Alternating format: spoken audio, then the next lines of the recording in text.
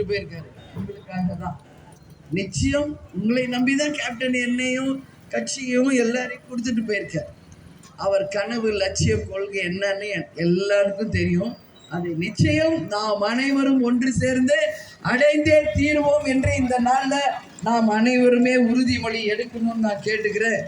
இங்க கிழக்கு ஒன்றிய இந்த அளவு எனக்கு மிக சிறப்பாக ஏற்பாடு செய்து வரவேற்ற நம் கலை இலக்கிய அணிக்கு என்னுடைய நன்றிகளை இந்த நேரத்திலே நான் தெரிவித்துக் கொள்கிறேன்.